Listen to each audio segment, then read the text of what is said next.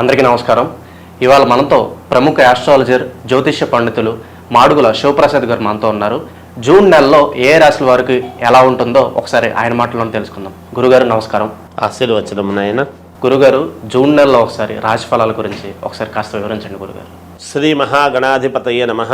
ఐం మహాసరస్వత్యే నమః. శ్రీ లలితాంబికాదేవియే నమః. రాశి ఫలాల కార్యక్రమములో భాగంగా జూన్ 1వ తేదీ నుండి నెలాఖరు వరకు 12 రాసుల వాళ్లకు కూడా ఎలా ఉంటుంది, ఏమిటి, ఏమి మేలు జరుగుతుంది, ఏమేమి పనులు చేసుకోవచ్చు అనేటువంటి విధి విధానాలు ప్రతి నెల చెప్పుకున్నట్టుగానే ప్రతి మాసము తెలుసుకునేట్టుగానే ఈసారి కూడా తెలియజేయటం అనేటువంటిది జరుగుతూ ఉన్నది. అయితే మామూలుగా కొంతమందికి మిశ్రమ ఫలితాలు కానీ కొన్ని రాసుల వాళ్లకు చాలా బాగుంది అని కానీ చెబుతూ ఉంటాం ఆయా గ్రహస్థితుల యొక్క దృష్ట్యా. అయితే ఏది ఏమైనా రాసుల ప్రకారముగా అందరికీ బాగుండినను లగ్నము ఏ లగ్నములో అయితే పుట్టి ఉంటారో, అందరూ ఒకే లగ్నానికి పుట్టి ఉండరు కదా, అందుకని ఏ లగ్నంలో పుట్టి ఉన్నారో చూసుకుంటే కొంతమందికి బాగా జరగవచ్చును, కొంతమందికి మధ్యస్థముగా జరగవచ్చును, కొంతమందికి రాసుల ప్రకారంగా బాగుంది అని చెబుతున్నారు కానీ గురువుగారు మాకేమీ అలా జరగటం లేదే అనేటువంటి భావనతో కూడా ఉంటారు.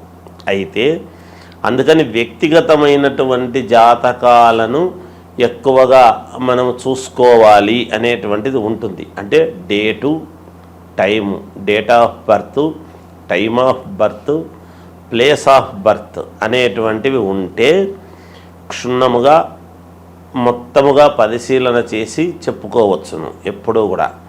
అందువల్ల వ్యక్తిగతమైనటువంటి జాతకాలను మీకు నచ్చిన వాళ్ళ దగ్గర, మీకు అనుకూలం ఎవరి దగ్గర ఉంటే వాళ్ళ దగ్గర ఒకసారి చూపించుకొని ఏవైనా చిన్నపాటి పరిహారాలు అవి ఉంటే చేసుకుంటే రాసుల ప్రకారముగా బాగుంది అన్నప్పుడు మరి ఈ రాసే కదా మాది ఎందుకు బాగలేదు అని ఒక్కసారి చూపించుకుంటే దాంట్లో తగిన విధముగా పరిహారం అనేటువంటిది చేసుకుంటే మీకు కూడా బాగుంటుంది అని తెలియజేస్తున్నాను. గురుగారు, మనకి జూన్ నెలలో కన్యా రాశి వారికి ఎలాంటి ఫలితాలు ఉండబోతున్నాయి కాస్త వివరించండి గురుగారు. కన్యా రాశి వారికి జూన్ నెలలో ఎలా ఉండబోతుంది అంటే చాలా బాగుంది అని తెలియజేస్తున్నాను. కన్యా రాశి వాళ్లకు మామూలుగా నేను 2023 మొదటి నుంచి చెప్తున్నాను, దాదాపు 10-11 సంవత్సరాల పాటు ఏకధాటిగా మహా అద్భుతముగా ఉంటుంది అని. ఈ కన్యా రాశి వాళ్ళది ఏమవుతున్నది అంటే మామూలుగా వీళ్ళు చూడనటువంటి ఇది లేదు, చెయ్యని కష్టము లేదు, ఇయ్యని దానము లేదు, తిరగని చోటు లేదు, అడగని వ్యక్తి లేదు అన్నట్టుగా ఉంటుంది.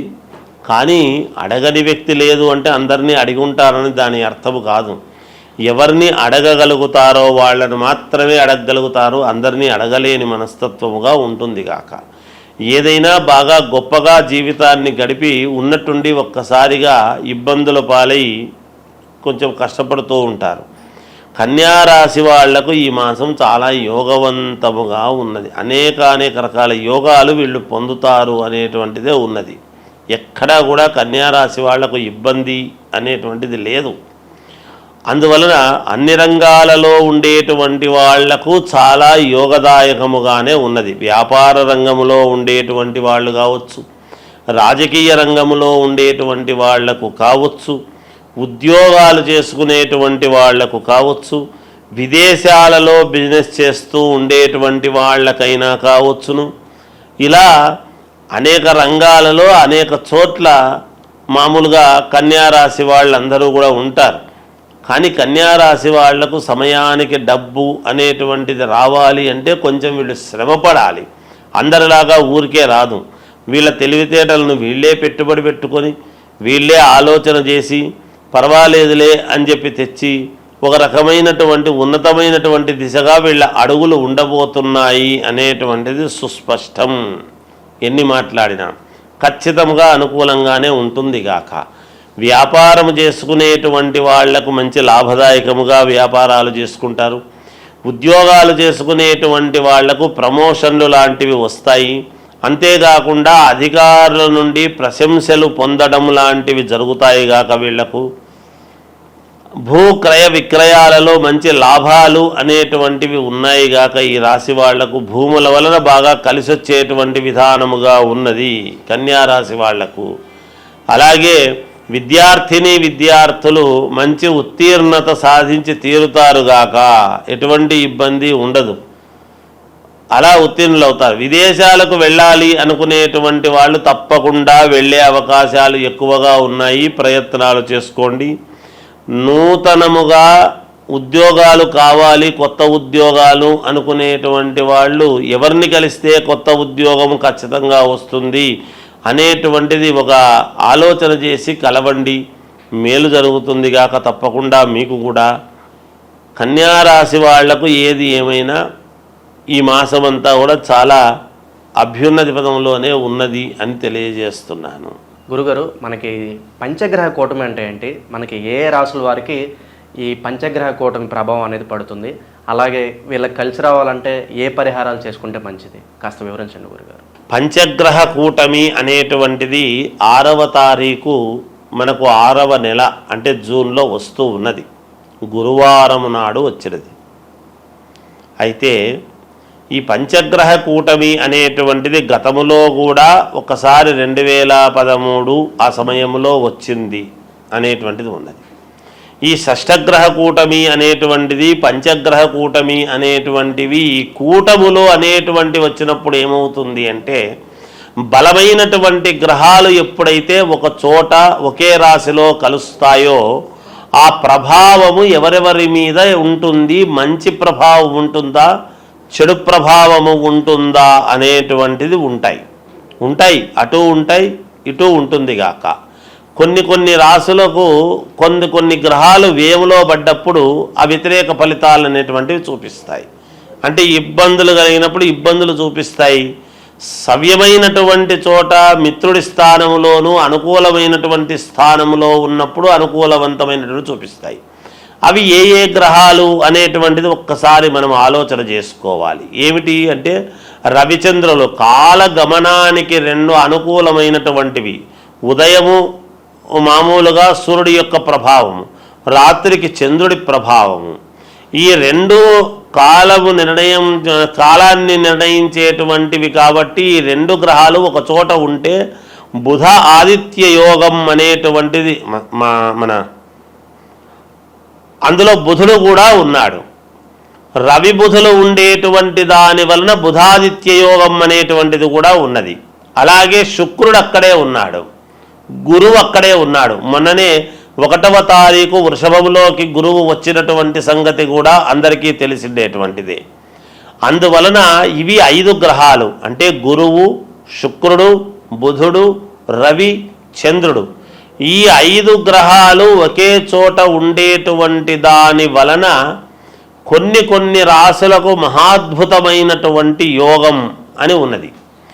ఈ గ్రహాలు యోగాన్నిచ్చేటువంటి వాళ్ళ రాశులు ఏవేవి అని మనం ఒక్కసారి గనక చూసుకున్నట్టయితే, మేషరాశి వాళ్లకు మహాద్భుతముగా ఉండబోతున్నది, కర్కాటక రాశి వాళ్లకు మహాద్భుతముగా ఉండబోతున్నది, కన్యారాశి వాళ్లకు మహాయోగవంతముగా ఉండబోతూ ఉన్నది, వృశ్చిక రాశి వాళ్లకు చాలా అంటే చాలా బాగుండబోతున్నది. అలాగే మామూలుగా మకర రాశి వాళ్లకు కూడా చాలా బాగా ఉండబోతున్నది. ఇక కుంభరాశి వాళ్లకు కూడా కొంతవరకు బాగానే ఉంటుంది. అయితే ఇందులో ఇప్పుడు నేను చెప్పని గ్రహాలు ఉంటాయి కదా, ఇవి కొంచెము చిన్న ఇబ్బందికరమైనటువంటి పరిస్థితి.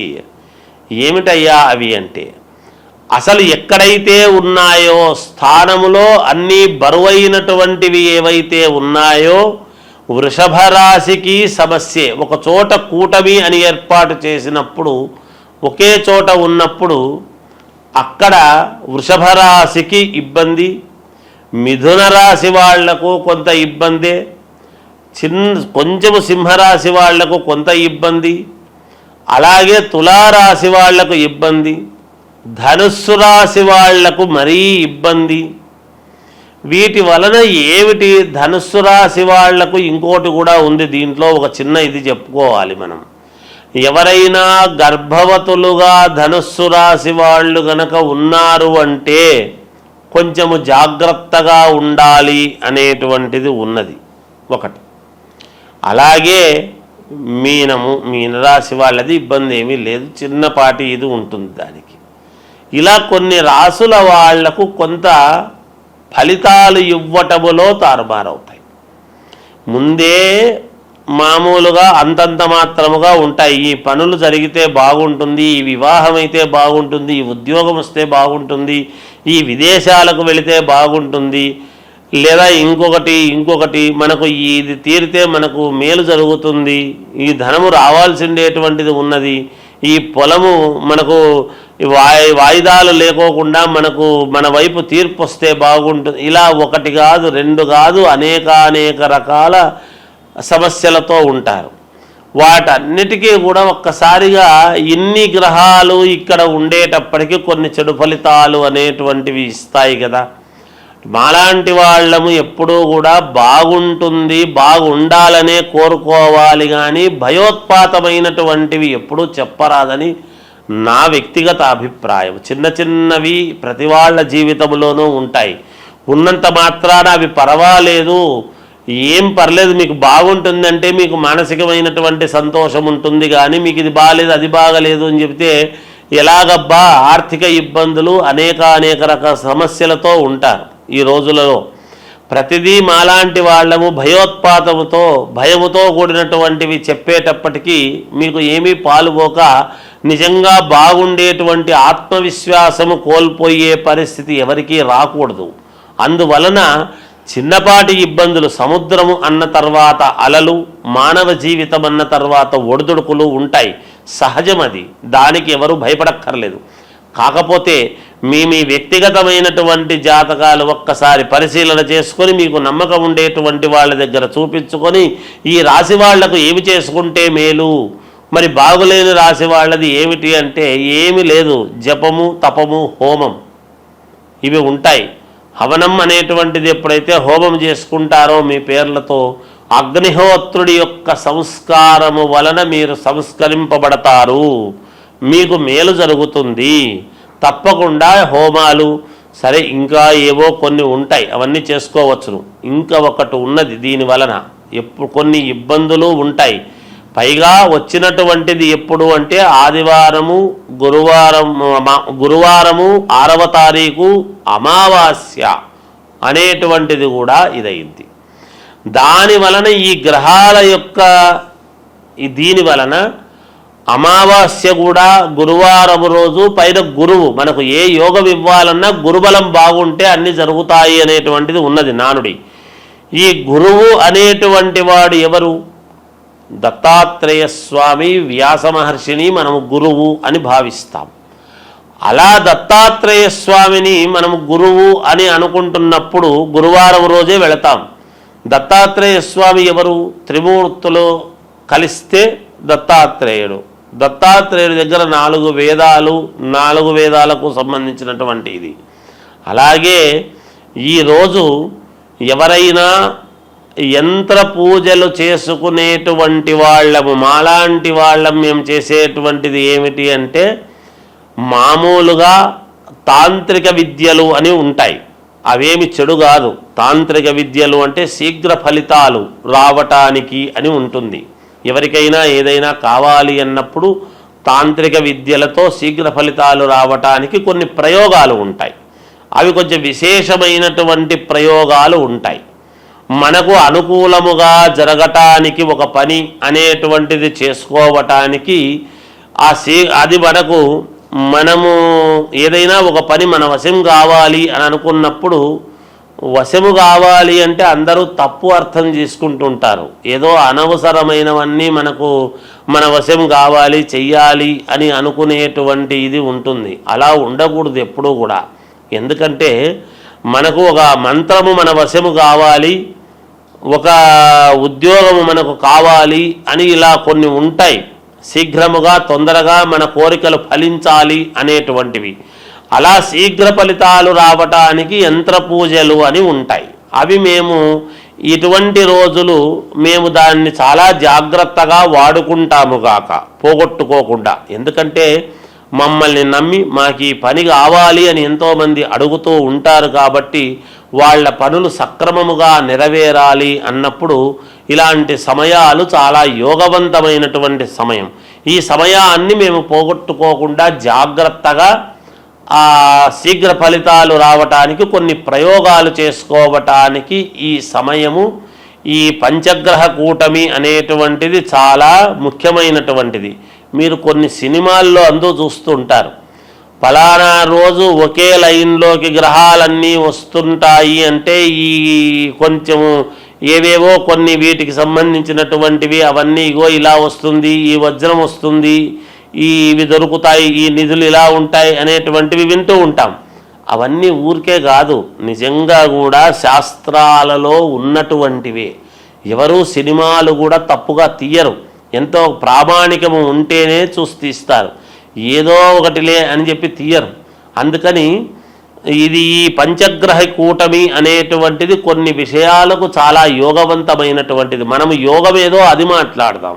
ఇబ్బందులు ఉంటే చిన్న చిన్న ఇబ్బందులు ఉండేటువంటి వాళ్ళు వాటిని సర్దిద్దుకుంటారు గాక, ఇబ్బంది ఏమీ లేదు. కనుక ఈ శీఘ్ర ఫలితాల కోసం చేసేటువంటి దానికి కూడా ఇది పనికి వస్తుంది. అనుష్ఠానం చేసుకునేటువంటి వాళ్లకు మహద్భాగ్యముగా భావించుకోవాలి. మాలాంటి వాళ్ళము మేము శీఘ్ర ఫలితాలు రావటానికి ఎన్నో ప్రయోగాలు వంటివి చేస్తూ ఉంటాము కాబట్టి ఇది మంచి సమయముగానే భావిస్తున్నాము. వ్యక్తిగతమైనటువంటి ఈ రాసులు ఇబ్బందులు ఉండేటువంటి వాళ్ళు మీకు తగినటువంటి వాళ్ళ దగ్గర ఒక్కసారి మీ జాతకము చూపించుకొని దానికి తగ్గట్టుగా జపము పరిహారము చేసుకొని హోమ కార్యక్రమాలు అవి చేసుకోండి. ఎవరైనా ఏదైనా ఉంటే అడగండి, తెలియజేస్తాముగాక. జయోస్తు. పంచగ్రహ కూటమి గురించి చాలా చక్కగా వివరించారు గురుగారు. అలాగే దీని ప్రభావం ఏ రాశుల వారి మీద ఉంటుందో కూడా తెలియజేసినందుకు మాకు ధన్యవాదాలు. జయోస్తు.